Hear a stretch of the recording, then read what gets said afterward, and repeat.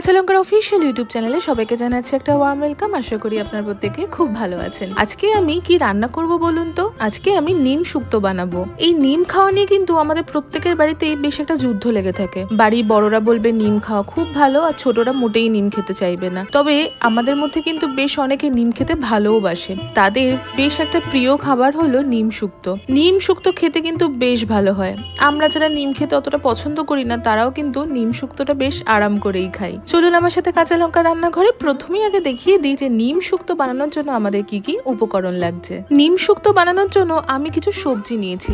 সব সবজিগুলোকে কিন্তু লম্বা করে কেটে নিয়েছি। যেমন আমি বেগুন নিয়েছি, আলু নিয়েছি, কাঁচকলা নিয়েছি, কাঁচা পেঁপে নিয়েছি, সাথে নিম পাতা নিয়েছি আর ডাঁটা নিয়েছি। এবার আমি হাফ কাপ মতো দুধ নিয়েছি, সাথে কিছুটা বড়িও নিয়েছি। 1 টিস্পুন আমি 5 ফোড়ন নিয়েছি, 1 টিস্পুন গোটা ধনে নিয়েছি, 1 টিস্পুন রাঁধুনি নিয়েছি, 1 টিস্পুন আমি গোটা জিরেও নিয়েছি, 2 টিস্পুন আমি পোস্ত বাটা নিয়েছি, তেজপাতা আর শুকনো লঙ্কা নিয়েছি, 1 টেবিল স্পুন আমি আদা বাটা নিয়েছি, 1 টিস্পুন লাল লঙ্কা বাটা নিয়েছি, স্বাদ মতন নুন আর স্বাদ মতন চিনি নিয়েছি। আমাদের উপকরণ দেখানোর পালা, এবার সোজা রান্নাটা শুরু করব। শুক্তো বানানোর কিছু স্টেপস আছে। প্রথম স্টেপটা হলো আমাদের নিম পাতাগুলোকে একটু ড্রাই রোস্ট করে নেব বা শুকনো খোলাতে আমরা ভেজে নেব। তবে আপনারা চাইলে নিম পাতাটা কিন্তু তেলেও ভেজে নিতে পারেন, তবে আমি বাড়িতে সবসময় কিন্তু নিম পাতাটা একটু ড্রাই রোস্ট করে নিই। নিম পাতাটা বেশ ভালো করে ড্রাই রোস্ট করে বা শুকনো খোলায় ভেজে নিয়ে দেখবেন সুন্দর কিন্তু মুচমুচে হয়ে যাবে। ড্রাই রোস্ট হয়ে গেলেই আমি একটা পাত্রে এটা আমি তুলে রেখে দিলাম।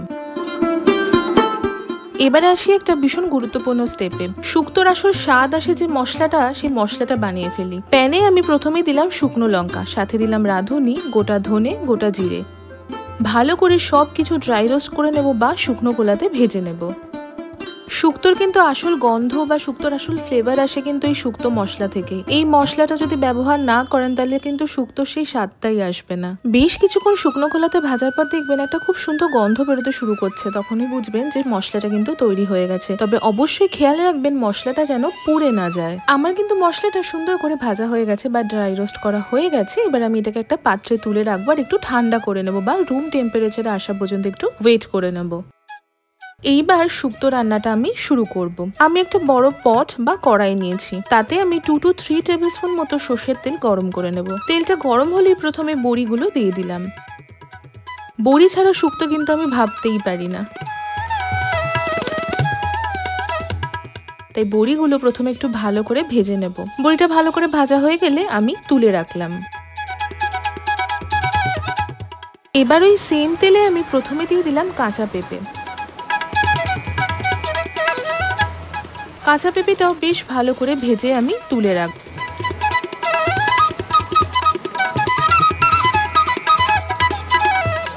কাঁচা পেঁপেটার পর আমি কাঁচকলা দিয়ে দিলাম।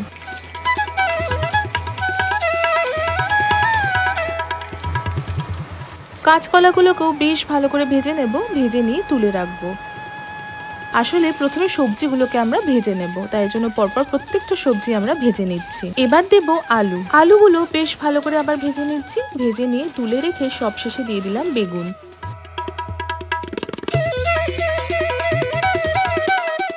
বেগুনটাও কিন্তু ভালো করে ভেজে আমি তুলে রাখলাম।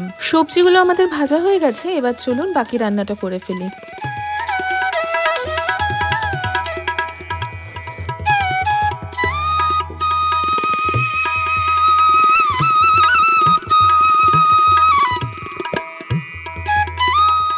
ওই সেম তেলেই আমি 1 টিস্পুন মতো ঘি দিলাম। ঘিটা তো গলে যাবেই, কারণ তেলটা গরম আছে। ঘিটা গলে গেলেই আমি তেজপাতা দিয়ে দিলাম, সাথে দিয়ে দিলাম শুকনো লঙ্কা আর 5 ফোড়ন। মিনিট খানেক ভালো করে সতে করে নিয়ে ডাঁটাগুলো দিয়ে দিলাম।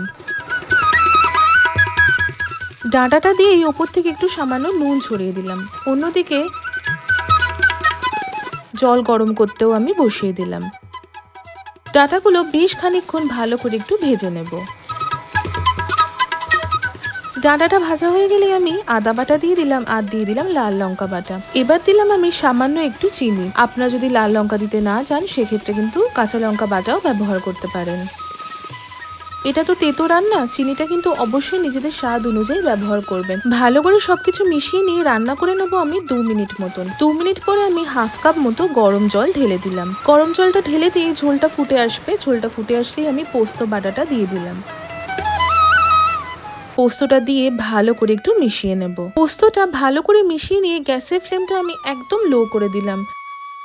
লো ফ্লেমে আমি দুধটা ঢেলে দিলাম। যখনই আপনারা রান্নাতে দুধ ব্যবহার করবেন সবসময় গ্যাসের ফ্লেমটা লো করে দেবেন বা গ্যাসের ফ্লেমটা অফ করে দিয়ে ব্যবহার করবেন। অনেক সময় হাই ফ্লেমে দিলে দুধটা কিন্তু কেটে যাওয়ার একটা সম্ভাবনা থাকে। লো ফ্লেমে দুধটা দিয়ে ভালো করে মিশিয়ে নিয়ে দুধটা ফুটে আসলেই আমি গ্যাসের ফ্লেমটা আবার হাই করে দেবো। হাই করে দিয়ে আমি 2 কাপ মতো গরম জল ঢেলে দিলাম। ফুটে এলেই আমি ভেজে রাখা সমস্ত সবজি একে একে দিয়ে দিলাম।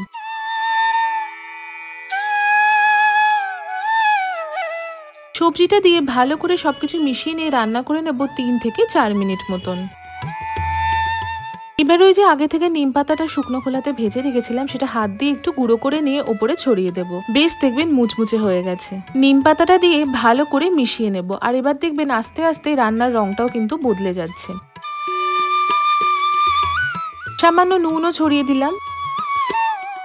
এবার আর কিছুই না, এবার এটাকে খুব ভালো করে আমাদের রান্না করে নিতে হবে লো টু মিডিয়াম ফ্লেমে 12 থেকে 15 মিনিট মতন। যতক্ষণ এটা রান্না হচ্ছে এবার আমরা শুক্তো মশলাটা একটু বানিয়ে নিই। আমি একটা হামানদিস্তা নিয়েছি, আপনারা চাইলে শিলনোড়াও নিতে পারেন বা মিক্সার গ্রাইন্ডারও নিতে পারেন। তাতে ওই যে প্রথমে সবকিছু ড্রাই রোস্ট করে রেখেছিলাম সেটা ঢেলে দিলাম। ঢেলে দিয়ে ভালো করে একটু ক্রাশ করে নেব। আপনাদেরকে আমি আগেই বলেছি যে শুক্তোর মশলাটাই কিন্তু শুক্তোর ফ্লেভারটা আনার জন্য আসল। এই মশলাটা কিন্তু কোনোভাবেই স্কিপ করবেন না। বাড়িতে যখনই শুক্তো বানাবেন এই মশলাটা কিন্তু অবশ্যই বানিয়ে তবেই শুক্তো বানাবেন, তবেই কিন্তু শুক্তোর সেই ফ্লেভার আসবে, সেই গন্ধ আসবে। দেখুন মশলাটা কিন্তু সুন্দর করে আমি ক্রাশ করে নিয়েছি বা থেতো করে নিয়েছি। মশলাটা আমি শুক্তোর উপর ছড়িয়ে দিলাম। ছড়িয়ে দিয়ে আমি চাপা দিয়ে দিলাম। 12 থেকে 15 মিনিট পরে চাপাটা খুলে দেখাই আমাদের নিম শুক্তো কিন্তু অলমোস্ট রেডি হয়ে গেছে। দেখুন সমস্ত সবজিও কিন্তু সেদ্ধ হয়ে গেছে। শেষে ভেজে রাখা বড়িটাও আমি দিয়ে দিলাম। আর দিলাম 1 টিস্পুন মতো ঘি এবং বাকি শুক্তো মশলাটা। গ্যাসের ফ্লেমটা আমি অফ করে দিলাম। আমাদের নিম শুক্তো একদম তৈরি হয়ে গেছে। চলুন এবার গরম গরম সার্ভ করি। আমি সার্ভ করছি নিম শুক্তো। নিম শুক্তোটা দেখতে কেমন হয়েছে কমেন্ট সেকশনে অবশ্যই জানাবেন। আর আপনারা কারা কারা নিম খেতে ভালোবাসেন বা এই নিম শুক্তো খেতে ভালোবাসেন সেটাও কিন্তু কমেন্ট সেকশনে অবশ্যই জানাবেন। আমি বাড়িতে যেভাবে নিম শুক্তো বানাই আপনারাও কি সেভাবে বানান সেটাও কিন্তু অবশ্যই জানাবেন। এই গরমকালে গরম গরম ভাতের সাথে নিম শুক্তো খেতে কিন্তু ভালোই লাগে। বাড়িতে কিন্তু একবার ডেফিনেটলি ট্রাই করবেন আমি যেভাবে দেখালাম। আপনারাও যারা নিম খেতে ভালোবাসেন না তাদেরও কিন্তু এই নিম শুক্তোটা খেতে ভালোই লাগবে। দেখা হবে আবারও একটা খুব সুন্দর রেসিপির সাথে। ততক্ষণের জন্য প্রত্যেকে খুব ভালো থাকবেন, সুস্থ থাকবেন আর কাঁচা লঙ্কাকে এভাবেই ভালোবাসা সাপোর্ট দিতে থাকবেন। See you soon and happy cooking.